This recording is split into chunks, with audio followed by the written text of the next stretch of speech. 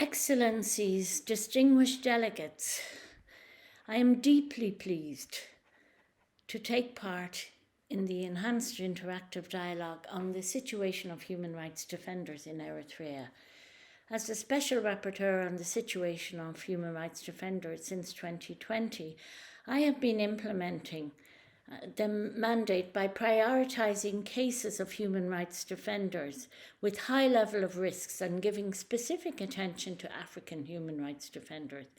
In this context, I was able to take up the emblematic and tragic case of the human rights defender and journalist Dawit Isaak in 2020, who remains in arbitrary detention since 2001.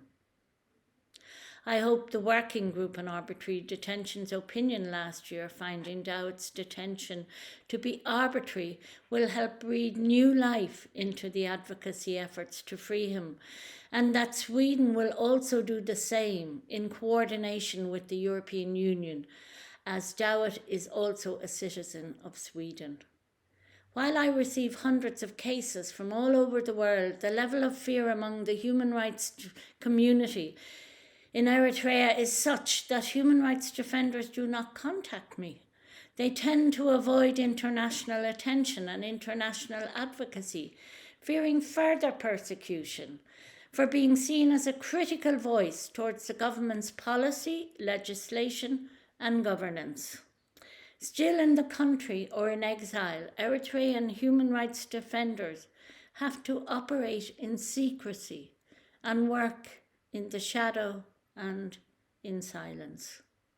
The situation faced by Eritrean human rights defenders in exile is also challenging, including for those with relatives still in the country as they operate in host countries, fearing reprisals against their family members. Those who try to support their fellow Eritreans in the country where they have sought asylum are also facing challenges. In 2022, I followed closely the case of 4 Eritrean refugees in Italy, accused of facilitating illegal transit for acts of solidarity with other Eritrean asylum seekers who had just arrived in Italy. They helped people find a place to stay, hosted them, gave advice about how to use public transport, helped people buy trains or bus tickets, bought clothes for people, as well as food, phones, and SIM cards. For this, they were arrested. The 4 men spent nearly 2 years in detention before the Court of Cassation overturned previous verdicts which had found them guilty of the charge. It used to be a good thing to help people, but now all across Europe we see acts of solidarity being criminalised. My colleague, Special Rapporteur Dr. Mohammed Abdul Salam Babakar, has documented the widespread arbitrary arrest and incommunicado detention of individuals and groups perceived as critical of the authorities, continuing to instill fear and to effectively suppress freedom of expression and of association in the country. Excellencies, human rights defenders are not enemies, but allies to work with in order to ensure better human rights guarantees and protection. As per the Declaration on the Right and Responsibility of Individual Groups and Organs of Society to promote and protect universally recognised human rights and fundamental freedoms, known as the Declaration on Human Rights Defenders,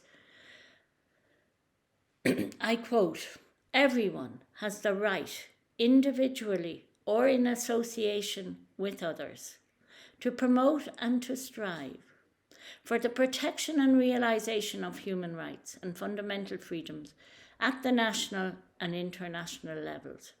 Working peacefully for the promotion and protection of human rights should be celebrated and supported."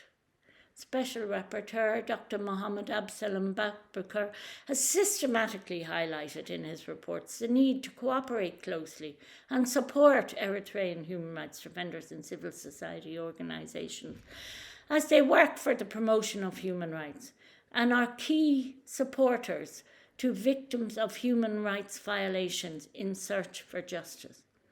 As Eritrea's UPR review will take place in May 2024, I would be delighted to support the Eritrean government to improve the situation of human rights defenders in the country and would welcome a meeting with the authorities.